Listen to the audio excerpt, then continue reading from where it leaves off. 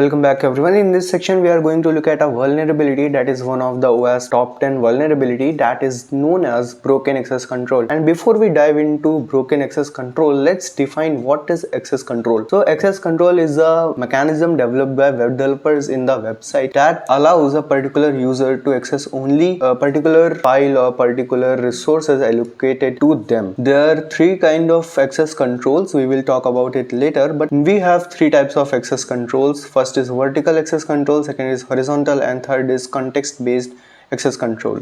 Now what happens in vertical access control? It prevents regular user from accessing the admin's resources or admin panel, as you can say. Now horizontal access control prevents a normal user to access other users' crucial details, whether it's their data or their password or anything. Now context based access control is something that depends on session ID and time, and that can actually act as session hijacking as well. Now what happens when broken access control occurs?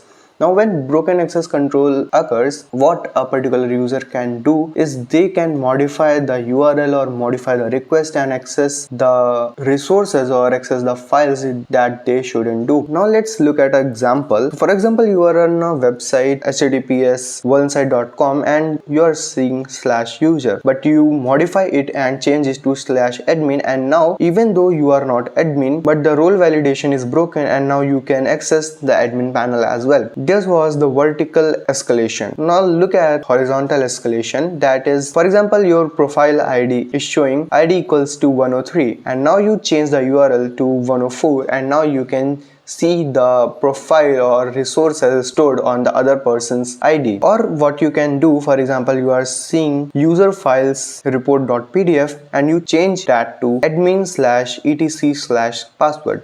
Now you can see all the password stored on the website. That is known as IDOR. And IDOR vulnerability stands for insecure direct object reference. And let's take a look at this vulnerability right now. So if we go to our Kali Linux machine and we are on our OS BWA, and make sure your OS virtual machine is running in the background and also your Bob suite. So what we are going to do is we are going to navigate to OS multi-day 2 here, and in the OS multi-day 2 we are going to navigate to IDOR reference and then we are going to source viewer. Now as you can see, we have multiple PHP files here, but we can only access PHP files present here, but we cannot access those files that are not available here. Also we cannot type any kind of file that we want, but what we can do is we can interrupt this request through our Bob suite. So let's go to Bob suite, let's go to proxy, turn on the intercept, and if we click on the view file, now as we can see we have this request here. And now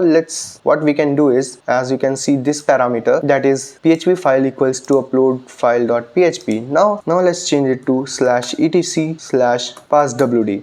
And if we forward this request, let's go to website again, and now we can see all the password directories present on this web server that we are not supposed to get. Also what we can do here is, let's go to the Bob suite, turn off the intercept, and we can actually modify this request here as well. So let's clear this and type /etc/passwd, and if we hit enter, again we can see all the password directories that we are not supposed to view. Also what you can do, let's go back here, and this page was named as sourceviewer.php, and even if we go to here and if we go to cookies, and in the cookies we clear this out, and if we type etc/password and hit enter, we can again see all the password directory stored on the web server that we weren't supposed to do. That is IDOR vulnerability, and that is broken access control. We will look on to other examples as well in the next lecture, so let's move on.